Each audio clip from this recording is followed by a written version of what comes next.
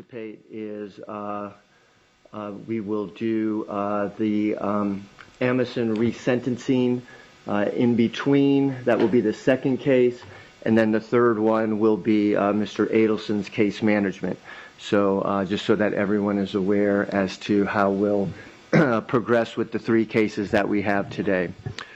All right, so the first case that we are here on today is the State of Florida versus Katherine Magbanua. It's 2016 CF 3036 and 2018 CF 497.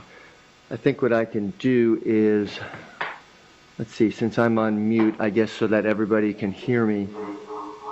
They can hear you while you're muted. If they can hear me while I'm muted? We'll okay. An echo problem. All right. Okay. Thank you, Ms. Kaplan. All right. And we are here today for a sentencing hearing. And good morning, Ms. Kwas. Good morning, Your Honor. All right. And Ms. Kappelman, you're here on behalf of the state, correct? Yes, Your Honor. All right. Thank you. Okay. And is the state ready to proceed, Ms. Kappelman? Yes, sir. Is the defense ready to proceed? Yes, Your Honor. Thank you. All right. Ms. Magbanua, on May 27th, you were found guilty by a jury on 3 counts. Guilty of first-degree murder, of conspiracy to commit first-degree murder, and of solicitation to commit first-degree murder. You were entitled to a pre-sentence investigation. That has been done and provided to the court, and I have read and reviewed that pre-sentence investigation. Ms. Kwas, you received a copy of that, correct? I did, Your Honor. All right, thank you. All right, and then also I received numerous letters, victim impact statements that the court received, and I have read each one of those, and Ms. Kappelman, you provided those to me. Is that correct? If you're on the Zoom, I need you to stay on mute. Okay. And you provided those to me, correct? Yes, Your Honor. All right. Just wanted to make sure that we're clear on the record. Those were submitted to the court and reviewed. All right. And I received the score sheet. And Ms. Kappelman, will the state be calling any witnesses this morning? Yes, Your Honor. The state has one victim impact statement from Shelley Markel. Would you like that at this time? Okay. And just so that I know moving forward, Ms. Kwas, will the defense be calling any witnesses? No, Your Honor. Okay. I will be just making a short presentation on behalf of Ms. Magbanua. Okay. And Ms. Magbanua is choosing not to make a statement? It will be through me, Judge. She just doesn't feel that she would get through it, so she right. just authorized me to just make a very brief statement on her behalf. Okay. All right. Thank you. All right. So, Ms. Kappelman, the court will hear the victim impact statement, and that person is appearing by Zoom. Is that correct? Yes, Your Honor. That person is the victim's sister, Shelley Markel, who is present on the Zoom. All right. I see Ms. Markel. Good morning, Ms. Markel. I think. Good morning, Judge. Okay. Can you hear me okay? Yes, I can hear you fine. Thank you. Thank you. All right. And Ms. Kappelman, ready to proceed? Yes, sir. Okay. Ms. Markel, what would you like to tell the court? Thank you, Judge Wheeler. I'm Shelley Markel, Dan Markel, the victim. In this case, with my brother. I'll be reading my victim impact statement today and speaking on behalf of my family. I know that you also received quite a number of statements from Danny's friends, family, and colleagues, and they will certainly have shared with you their perspective on losing Danny. I'm confident that you'll consider them in your decision as they show not only what a special person he was, but how significant the impact is of his loss. But here are a few things from my perspective. Danny was my brother, my only sibling, and I was his older sister, and I played that role with pride. When we were young, I showed Danny how to tie his shoelaces. I taught him how to love his nose. And I also gave him advice on how he, as a cute little 9-year-old, should manage his love life, which constituted trying to win the affection of our various teenage babysitters. As we grew older, and Danny became more accomplished, I rarely gave him advice about major professional decisions like which college he should choose, which law school he should submit his articles to, or which job would serve him best in his career. He had a wonderful community of mentors and advisors, as well as an enormous number of friends and colleagues from every corner of his life whom he could share and test his ideas. Instead, with me, he spent hours on the phone, focused on family and relationships. How could he express his love to a girlfriend? How could he manage the disagreement that he was having? What techniques did I use when dealing with our kids' terrible twos? And how could he deal with the devastation resulting from his divorce? I listened patiently, I gave advice, we shared our experiences, and in every conversation we strengthened our relationship.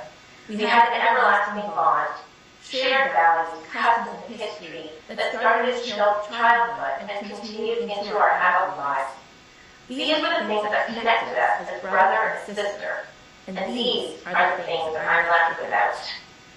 I no longer have Danny around to share with him the accomplishments of each of our children, and the happiness and the feelings of pride they bring, nor to give updates about our cousins living in distant parts of the world, nor to share the burden and responsibility of aging parents.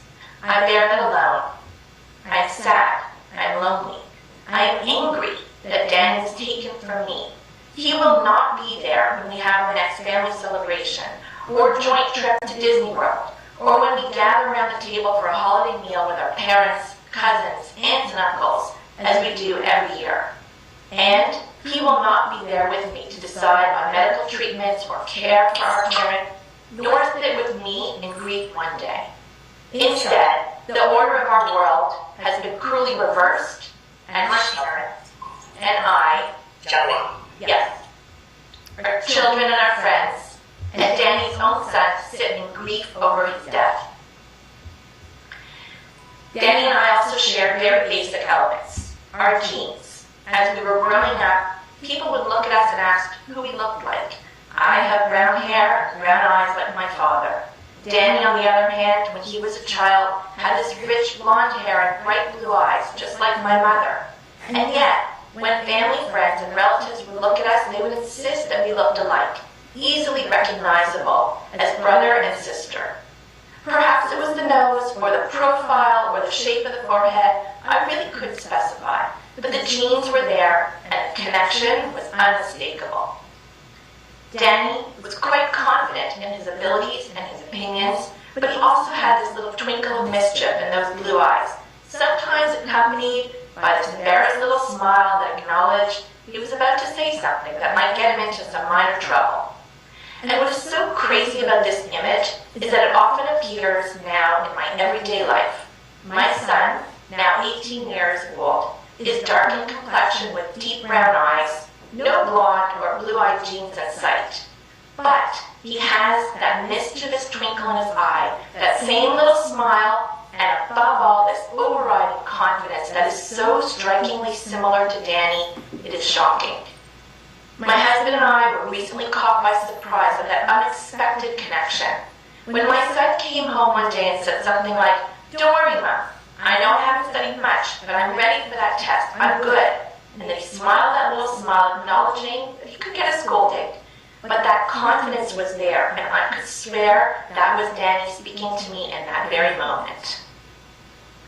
So when I think of Danny's kids, in particular his younger son, and the last time that I saw him in person, he was 5 years old, but he was the spitting image of Danny at that age.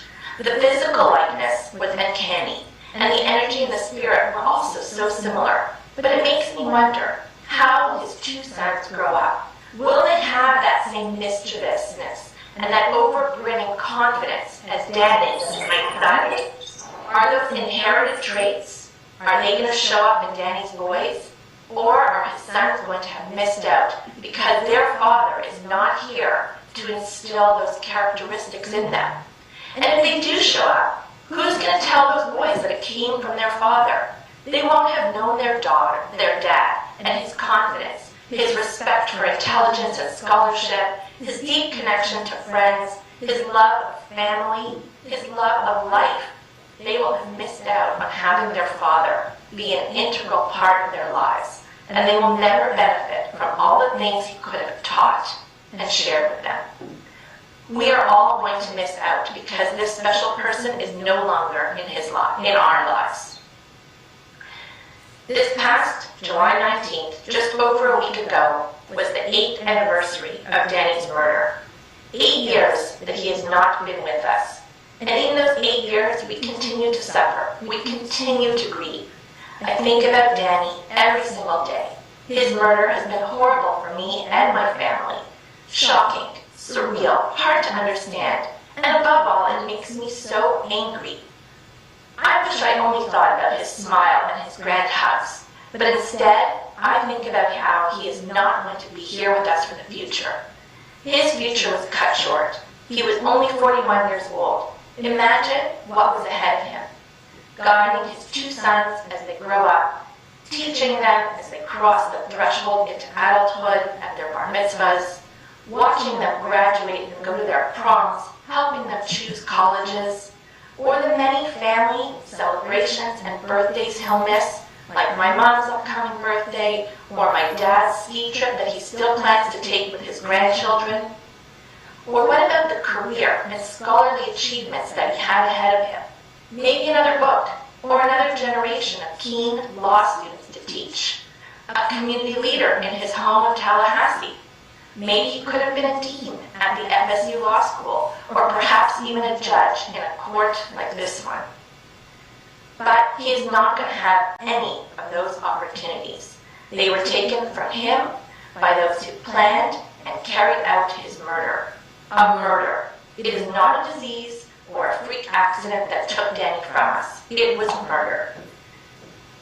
Justice means assuring that those who are responsible for the crime are convicted and receive the strongest possible sentence. Our system of justice, our values of right and wrong, and even Danny's own writing about restitution demand that the world be placed into proper order. And that, Judge Wheeler, is what I respectfully request in this case. Thank you. Thank you, Ms. Markel. Thank you very much. Judge, the state is requesting that Your Honor today impose the mandatory life sentence on count 1, followed by 2 consecutive 30-year sentences on counts 2 and 3. I did prepare a score sheet. I know you mentioned having one. Would you like me to approach with a copy? I have it in hand. Okay.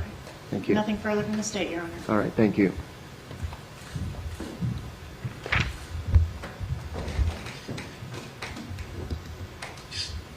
All right, Ms. Kawaz. Your Honor, did you want me to remain at the table or go to the podium? I think wherever you're more comfortable, I don't have a problem. I just didn't know if I could do it here. All right, as long as you, if you can move the microphone a little bit closer so that I can make sure that I hear everything.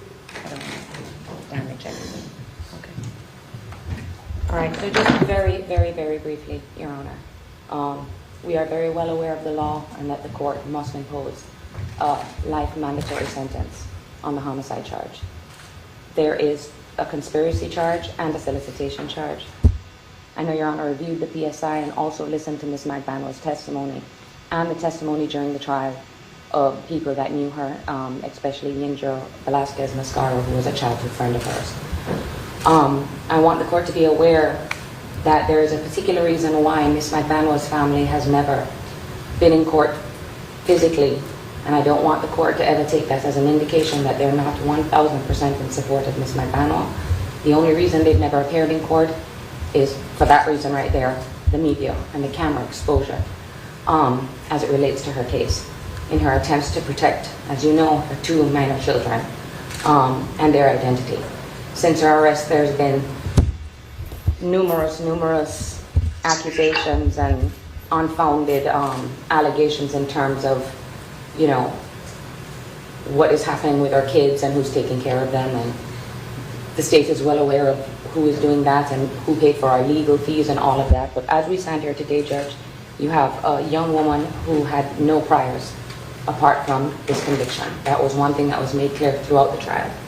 Young mother of 2, college graduate.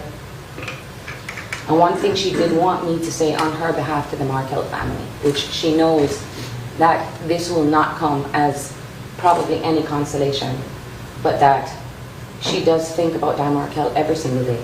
She does think about his kids every single day. This is the unique case where we have a defendant sitting here who's never met Dan Markel.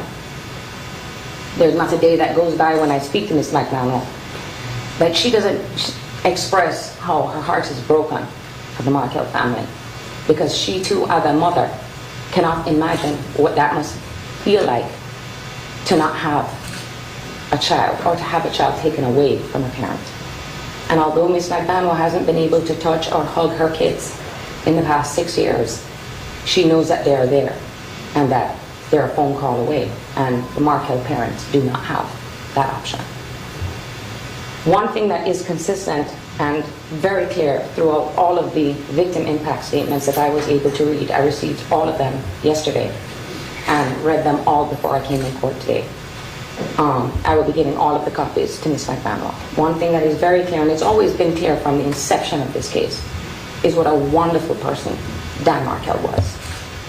A wonderful father, a wonderful son, a wonderful brother, a wonderful member of the legal community, to which everyone in this courtroom, or most of us, are members of.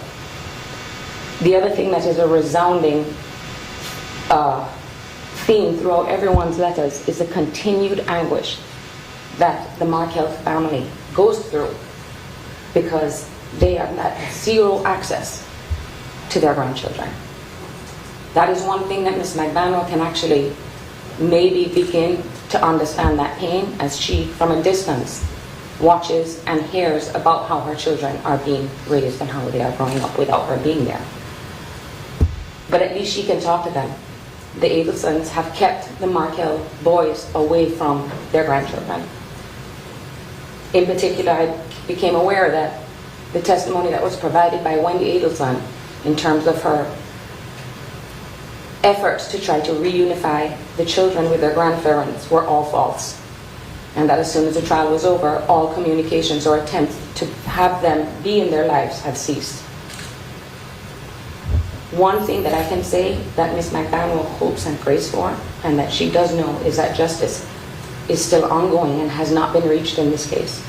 And that she wants each and every person that had a hand in this and knows something about it to be brought to justice.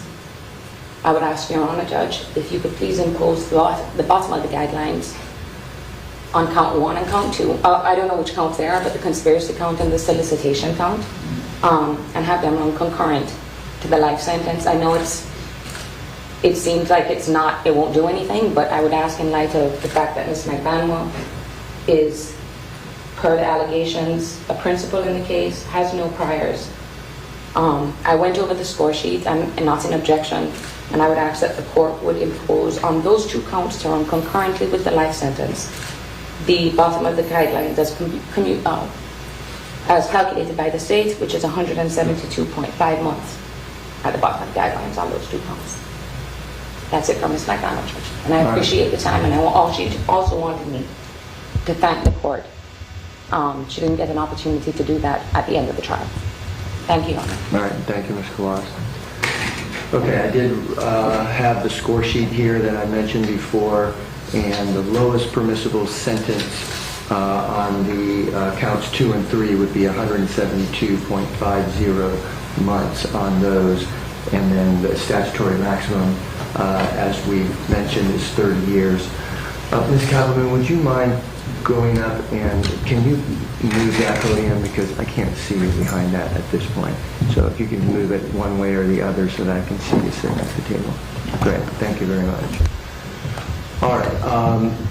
Also, Madam Clerk or Ms. Katherine, do we know what the credit for time served is at this point? I have that, yes, sir. I have 2,119 days.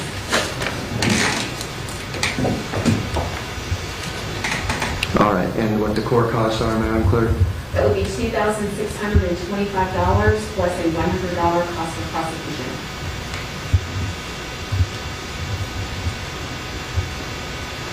Okay, and the state's asking that all sentences run consecutive, is that correct? Yes, Your Honor.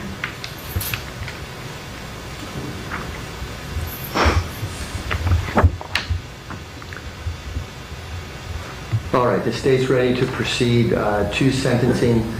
in the state of Florida versus Katherine Magbanua, 2016 CF 3036 and 2018 CF 497.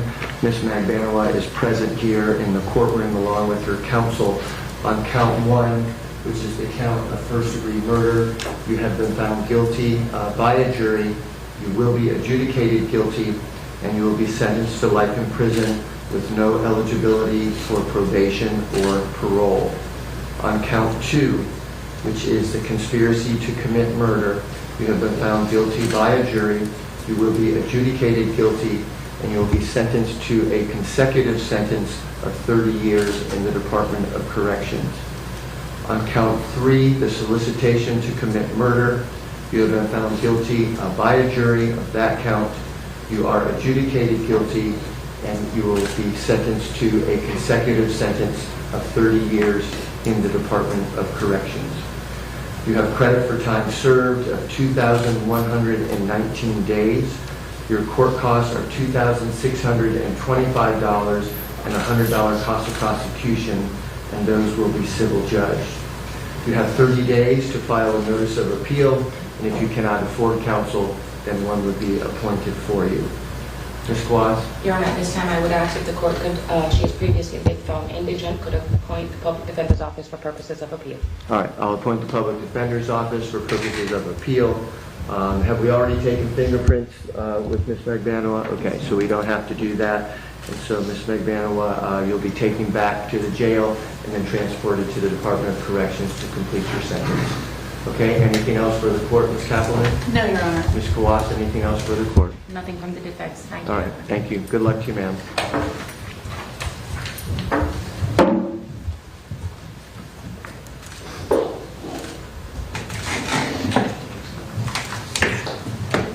All right, Zoom people, I'm signing off.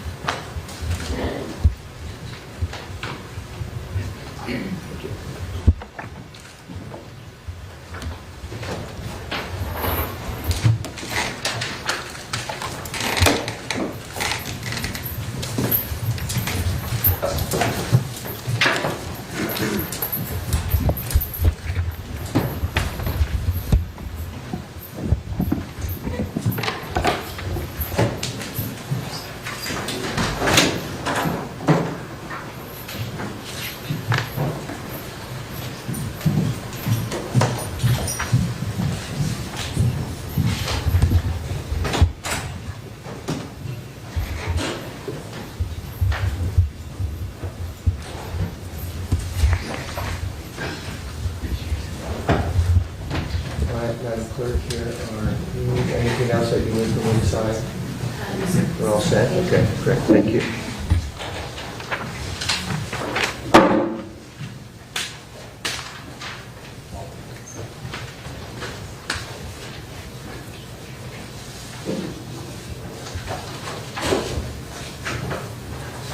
All right, Ms. Kaplan, while we're doing some logistical issues here, I'm going to have another resentencing in between the two cases. So we'll see if they are available along with their attorneys. Mr. McNamara and Mr. Alvarez, and your clients, please.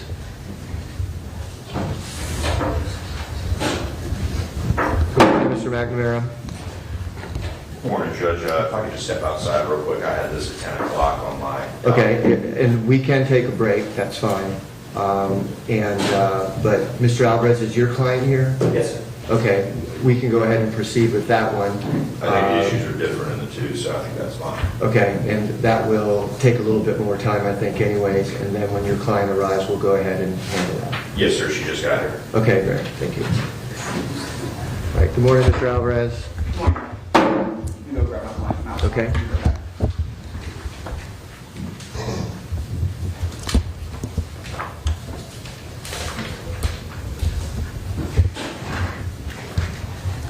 All right, Mr. Alvarez, you ready to proceed? Yes, sir. Okay, this is State of Florida versus Joseph Adelson. It's 2017.